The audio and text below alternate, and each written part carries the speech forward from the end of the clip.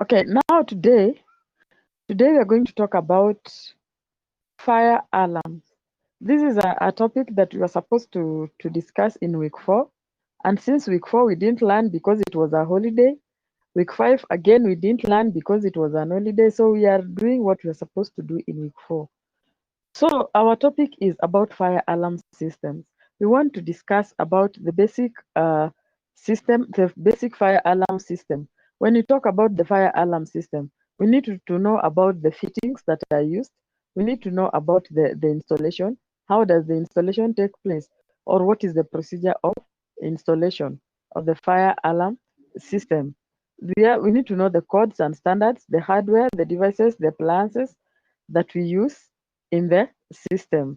So we are going to look at several things. The codes now, we ask ourselves, what are the fire alarm system?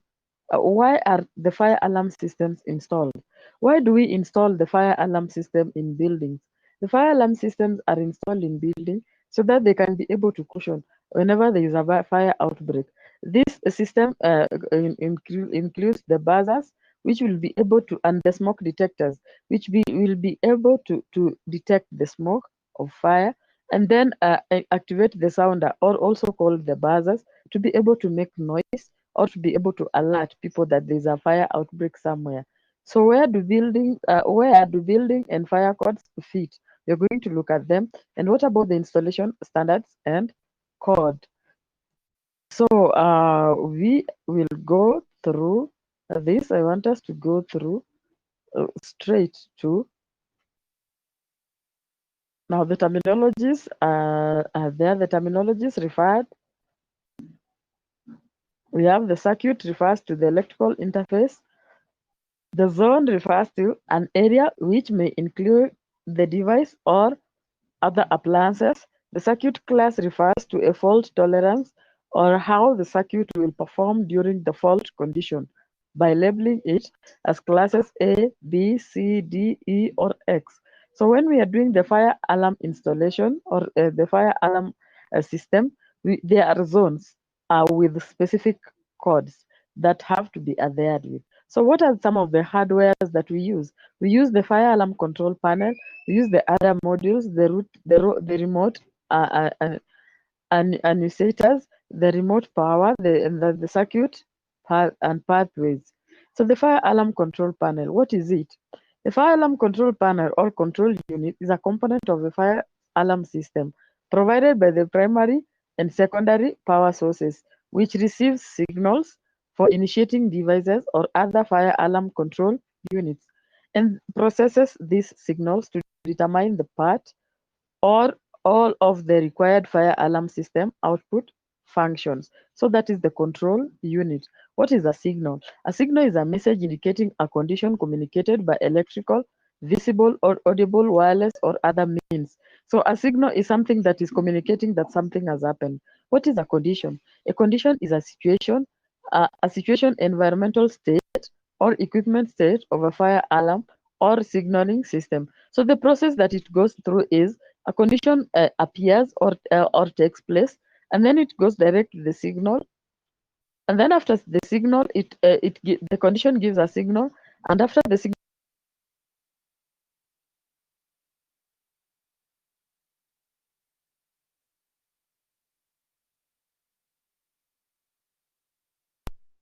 or can alert the owner of the building that fire has started.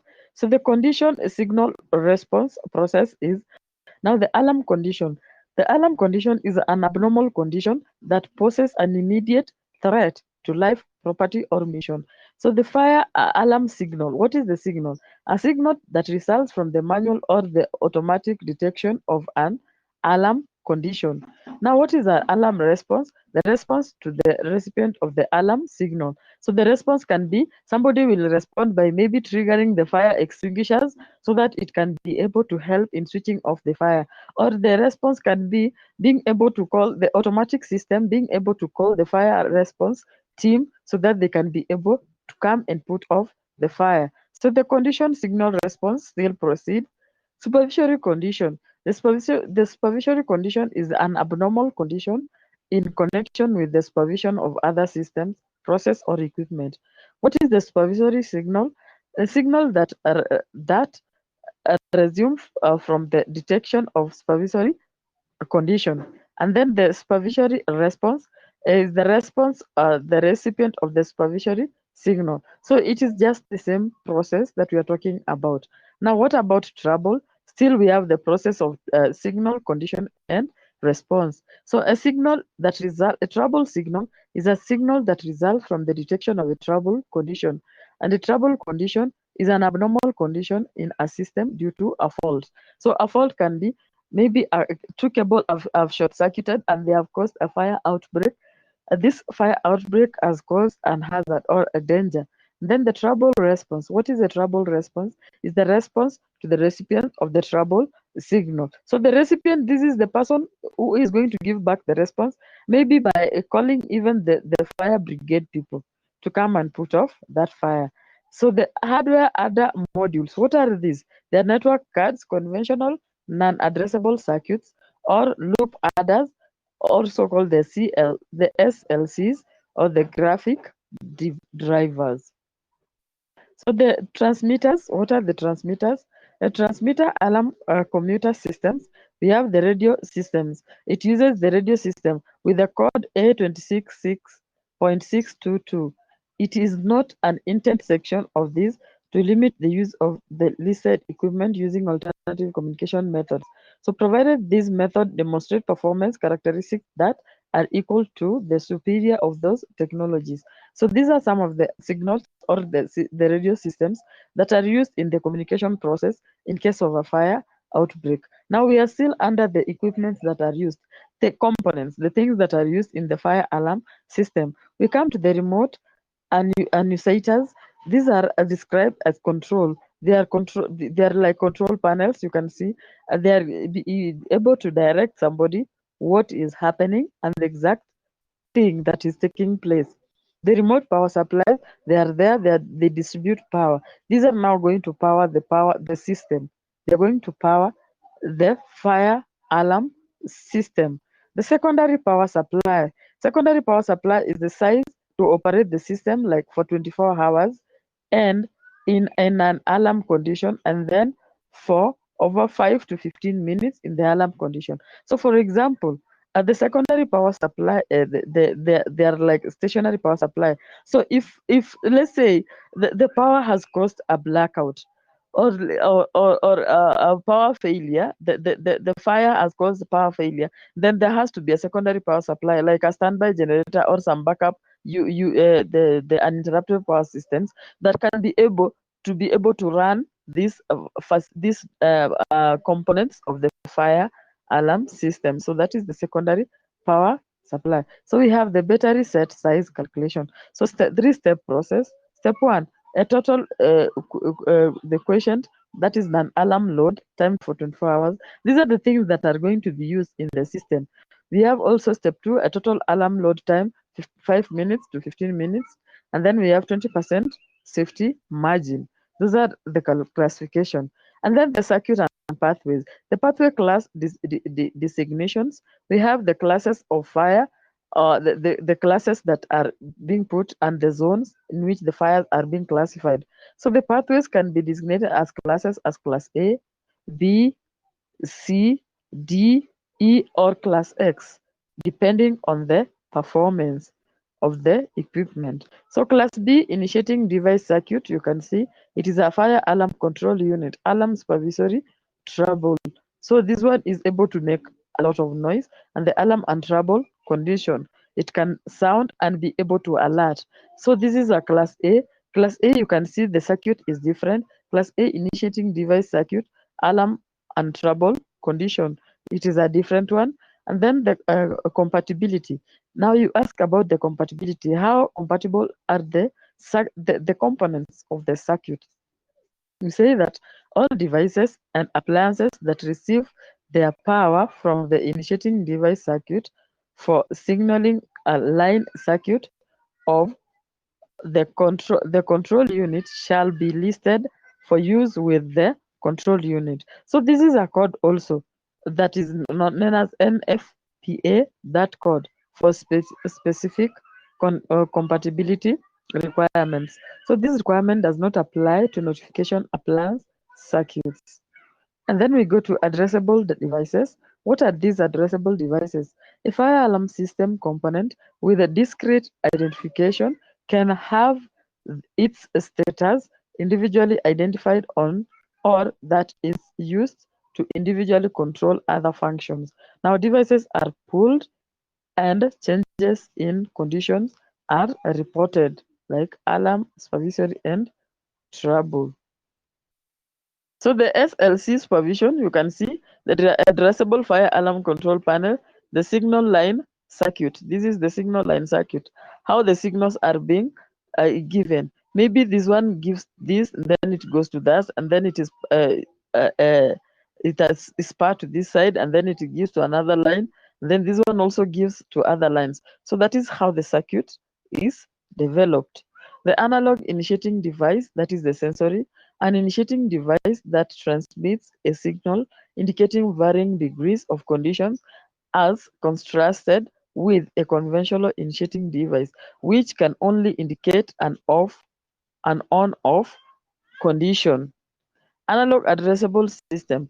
We are still dealing with the system or the substances or the things that are involved in the system. So certain systems are able to upwardly adjust sensor alarm threshold. So automatically to avoid a nuisance alarm resulting from the hostile environments, this type of this system will identify the affected detector when the limit of compensation is reached. Now the analog addressable system is here. All these are components that you'll find when one aligns himself or says that now the line of operation that I'll be operating on the fire alarm system. So these are some of the things that these people will meet in the field working with the fire alarm system. We have the conventional versus addressable. We have the conventional. Conventional is one line, one after the other. They are all arranged in series. But for the addressable, they are arranged. They are some of them are in parallel with others. Like this one is this line is parallel with this one, so they can tap from each other. So the advantage of this is that when maybe one fails, this one can continue and can give an alarm. But for this, when one fails, then it will fail the whole system, that is the series supply. And then the class B, you can now see the class B circuit, the alarm supervisory trouble. The class B notification appliance circuit for trouble condition is there. Class A notification. So the difference between class A and class B can be noted. You can see there. And then we have the bringing it all together. Now, when we are bringing the secondary power set together to come and support the primary power, and then we have the remote control or the transmitter supervisory system. Now when they are put all together, see, these are the smoke detectors, these are the manual boxes, and these are the heat detectors, and these are the notification appliance circuits when they are being installed and how they appear when they have been installed.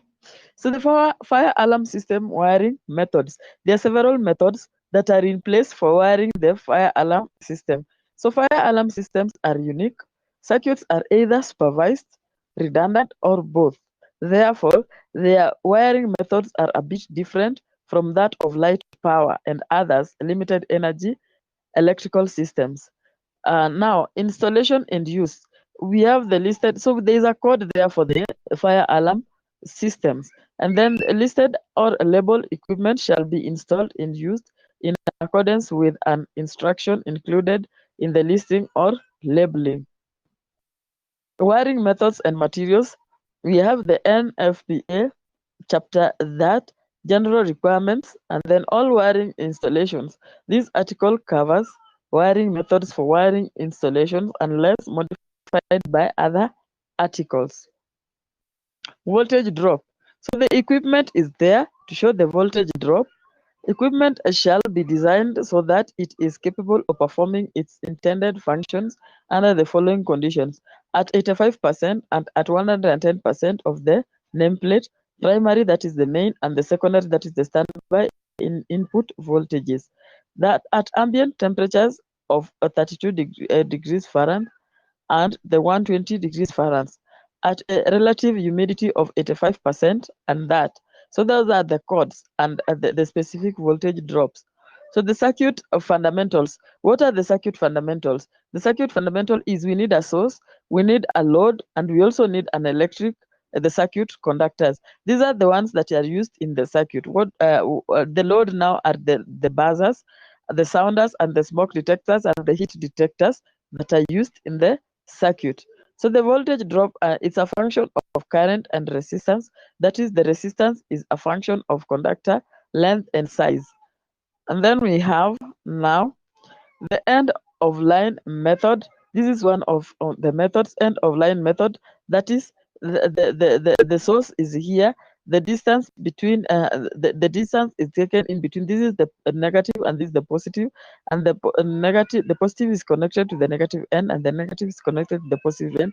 This is the load, and this is the resistance in this. So the total circuit length is equals to the distance times 2. Devices. We have the automatic devices like now the smoke, heat, flame, and gas and water flow manual. The boxes, the signal actions, the double action, the supervisory signal, the valve position, the pressure, the air pressure, the fire pump, and the addressable models. These are still the components that are involved. So we have the heat sensing fire detectors. These are the exact things that are used in the wiring of the fire alarm detectors. These are how they look like. These ones are the heat sensing, or they are also called the heat detectors. They detect the heat. Once they are installed, they are able to detect the heat, any heat or any extra ordinary amount, a level of heat.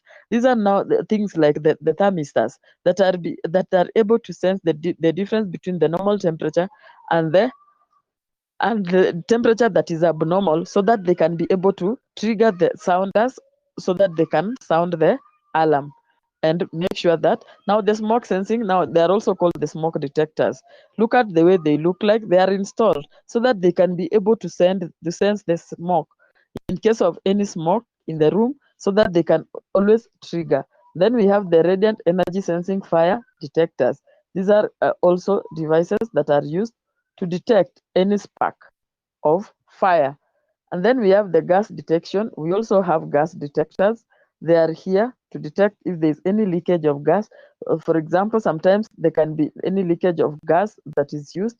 So it is always sensed earlier so that it can protect. Then the manual actuated alarm initiating devices. We have the fire pull handle. We have the push bar handle is there. Manual actuated alarm initiating devices. We have each manual fire alarm box shall be securely mounted. The operable part of each manual fit the alarm box shall not be less than 42 and not more than 48 in from above the flat level. And then the manual fire alarm boxes shall be installed so that they are conspicuous, unobstructed, and accessible.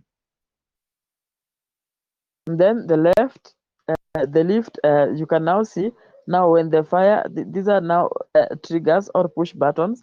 In case of fire, you normally push them, or you can even crack them so that you can remove the fire extinguishers from those boxes. Then the fire extinguishers are here, electronic of fire monitoring devices. You can see here, these are fire extinguishers. Then supervisory signal initiating devices. You can see here, in case of fire, you unlock the chain and you pull, and then that hose can be able to supply substances that will able to put off the fire.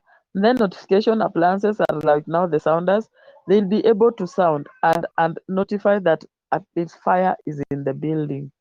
Public mode are audible requirements to ensure the audible public mode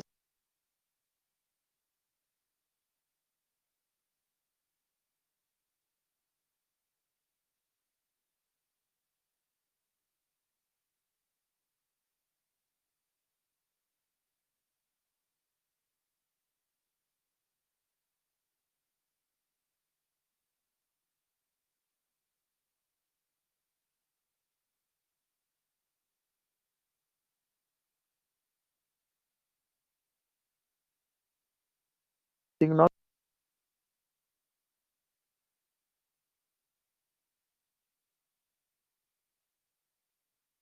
Okay. Uh-huh.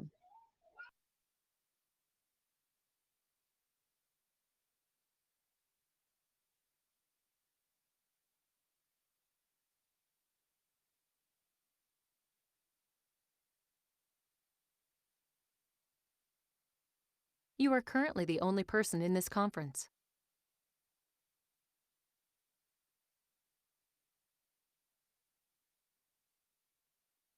Okay. Sorry for that disturbance. People were trying to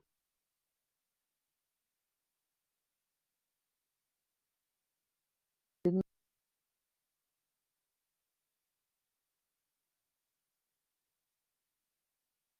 level or the 5 decibel above the maximum sound level, having a duration of at least 60 seconds. So that those are still the requirements under the code. So the visible notification appliances. We have the physical notification appliances like now. This one will show fire, fire. So when these things are normally put at strategic points, maybe on walkways or corridors where people can be able to see, people can be able to sense and see what is happening there. Visible signal requirements.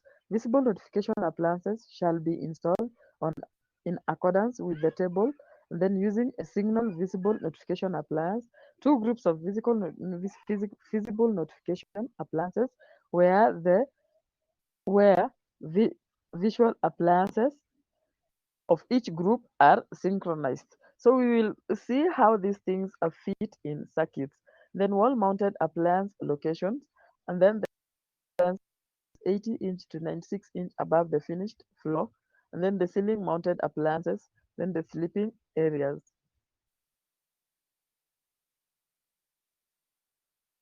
So the textual audible appliances, these are things that will be seen normally when doing the fire installation. These are the control units. And now you can look at this.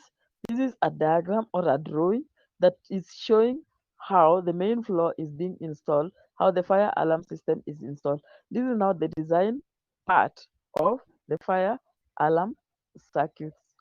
Then the emergency and communication system, one-way emergency communication system, distributed recipient mass notification, then in-building fire emergency voice of alarm communication system, then in-building mass notification system, and wide area mass.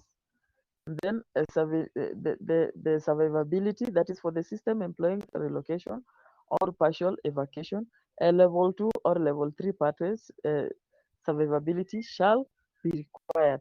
So all these things are found in the code of the fire alarm installation systems. So the balanced fire protection. We must have an alarm and a detection. That is, a detection is the one that will be able to detect either the heat or the smoke, and then an alarm. It will be able to trigger an alarm. Then to provide occupant early warning. And then we must have a sprinkler system. This sprinkler system is to suppress the extinction so that the fire can be suppressed. And then another one is now the fire and smoke barriers to provide tenability. So there has to be smoke barriers so that it can be able to prevent any fire outbreak. So the emergency control function interfaces, we have the elevator, recall, and firefighters service. So normally the fire alarm systems are normally, so most of them these days are automated in a way that they are connected with these firefighters companies, so that in case of any fire outbreak, in case of any outbreak or at any time, the firefighters the communication will be able to be sensed directly, and it will be able to come and put off the fire. So the elevator shutdown, the fire service access elevators, the occupant evacuation elevators, and the HVAC system, high voltage AC system. The door shutters release the electrically locked doors, which can be able to open, and the exiting main audible notification system also have there.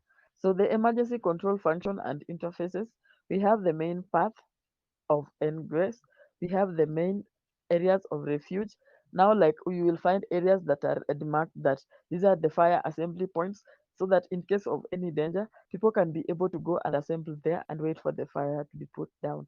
Then provide clear approach for the fight firefighters, and then minimize fire and smoke damages.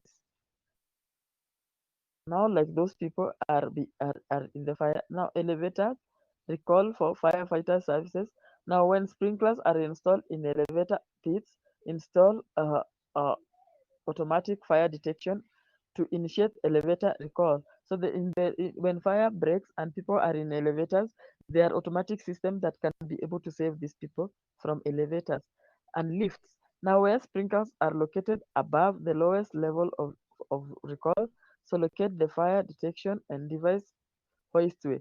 So where sprinklers are located in the both bottom and the hoistway. So elevator code, what are the elevator codes that we have? We have the phase one emergency call operation by fire alarm initiating device.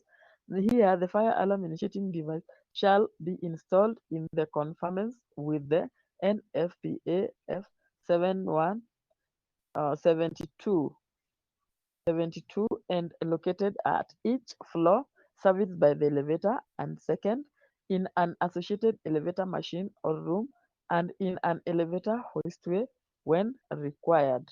Also, we have the smoke detector shall not be installed in unsprinkled elevator hoistway unless they are installed to activate the elevator hoistway smoke and relief. This is all the how the fire alarm system is to be installed in elevators, and the ambient conditions and prompt are there. Smoke control systems.